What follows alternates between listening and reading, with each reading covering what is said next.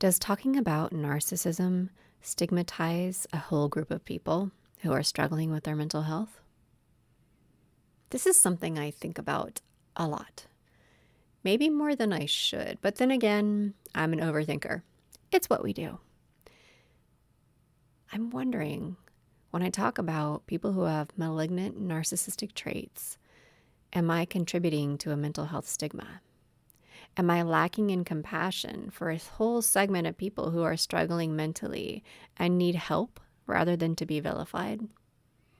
It's a complex issue, as are all issues related to the human condition, the human brain, and human personalities.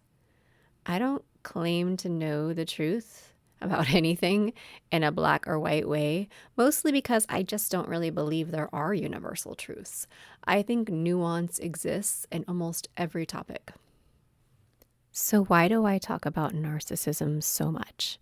And does it make me a bad person who's contributing to mental health stigma? I can only answer one of those questions definitively. You get to decide the other part and either listen to me more or decide I'm not for you.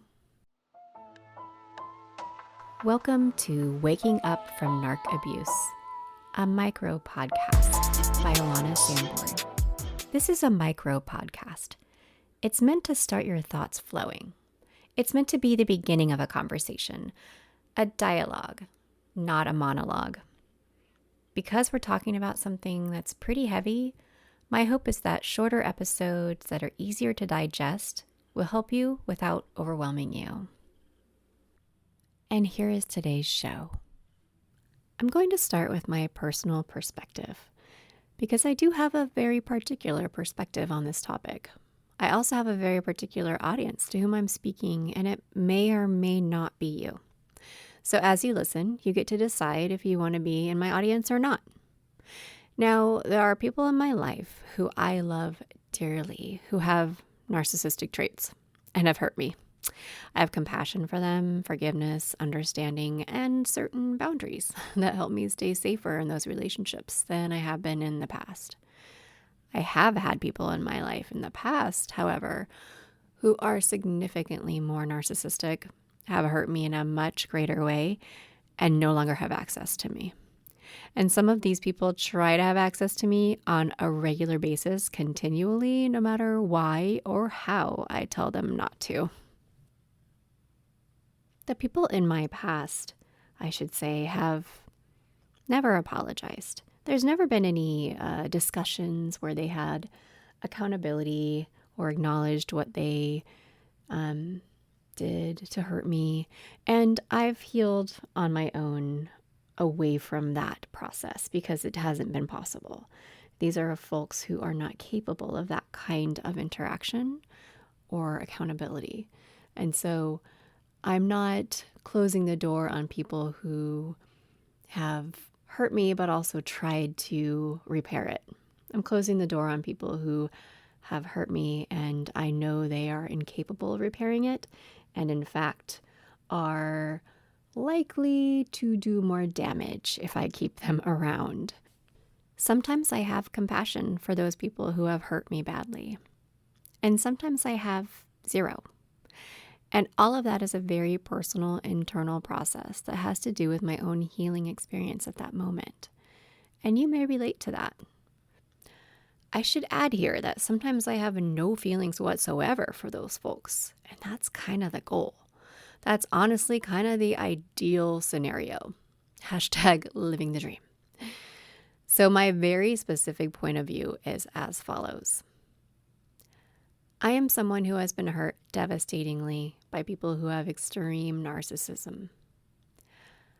I help people who are in the midst of or who have been in the past hurt by people with malignant narcissistic traits.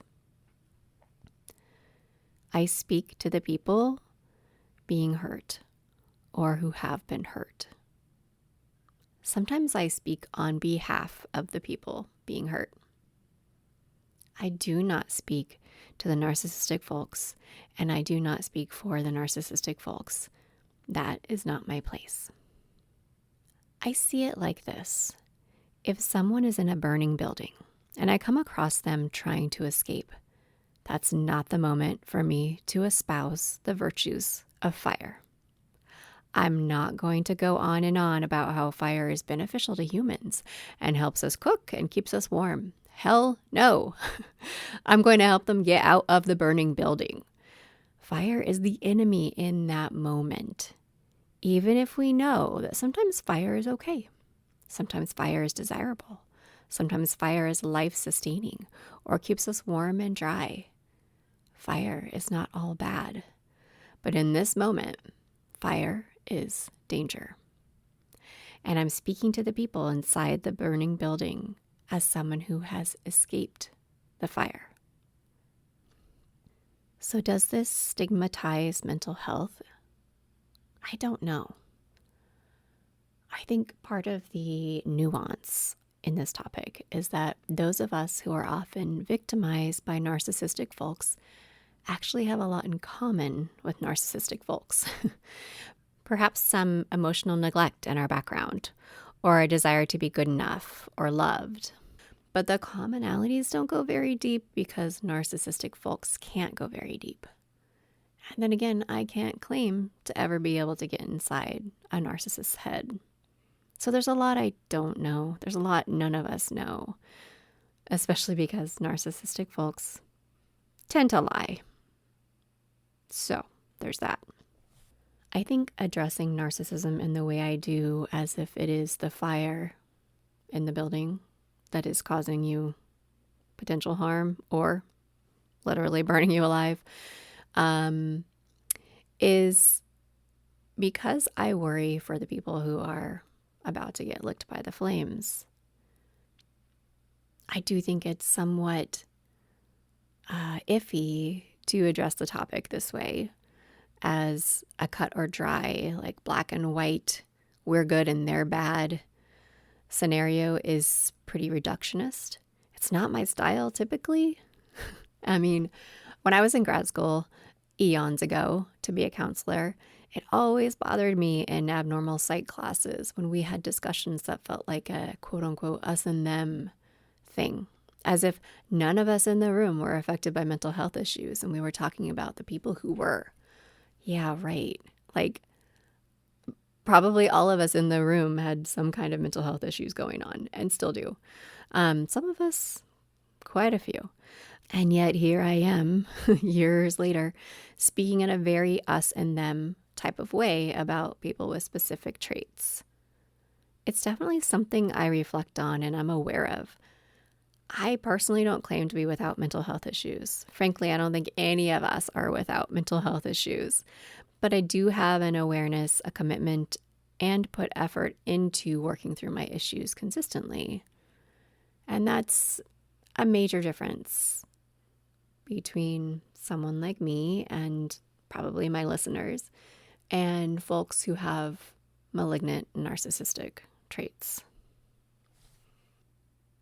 I have always been someone who, from a very young age, saw the good in people. And I remember having a supervisor years and years ago who actually has since passed, rest in peace, Trudy, who kind of chuckled at me when I talked about that in supervision. And she said, that will change. I used to think that too. I used to think there was good inside of everyone. At that point, I was young and I thought I knew everything. I thought she was wrong. And now, years later, if I could still speak to her, I would look her in the eye, shake her hand, and say, I get it now. I get it. Honestly, sometimes people are just bad. And that breaks my heart to say, because I really want to believe that we're good. I really do. But I've seen too much in life. I have experienced too much. And I know now. I know better now. So from where I'm sitting, trying to help those in the building that's on fire, the priority is to center their safety and their needs. I'm trying to get them out of a dangerous situation. I'm not trying to help them have more compassion for someone who hurts them, because that's what got them into this building that's on fire in the first place. And if we're going to go too far with this metaphor, which I really enjoy doing, Anyone who's worked with me knows I will take a metaphor way too far every time. So if we're going to go too far with this metaphor, we could say that they ran into that building when smoke was coming out, maybe, and that they thought they could help save whoever was in there. Little did they know, the person inside that building started that fire to get their attention, and now it's engulfing every part of their lives. So I'm not going to help them stay there and continue to help the person who's stoking the fire that's actually burning them. No. My job is to help them see the danger right in front of them. There are people out there whose calling is to help the person who started the fire. That's not my job. That's not what I'm here for. I actually tried to do that. I tried to do that most of my life. And I know who I am now. I know who I am for, who I am not for. And that's why I speak on this topic with such certainty. My skills lie in helping the folks I help, not in helping the ones who hurt them. But I want to make it clear. I don't have so much certainty that I don't see the nuance, that I don't see how what I'm saying could be really damaging also, or taken in a way that's hurtful. I'm aware of it. I just have to make a choice, and the choice I've made is to get the innocent folks out of the building before it burns down, and then to help them see why they went in there in the first place and how to never, ever ignore the smoke again. Actually, I think it's more accurate to say that I want to help people understand what the smoke means before they run into the building. To be able to see the smoke as dangerous to them, not as a cry for help that they are responsible to answer. So, if you are one of those people who's been burned, who feels the fire coming closer, who sees the smoke and runs in to help, I'm here for you. I'm working to help you. I understand you. And I want you to be okay. Good luck out there. And as always, take care of yourself.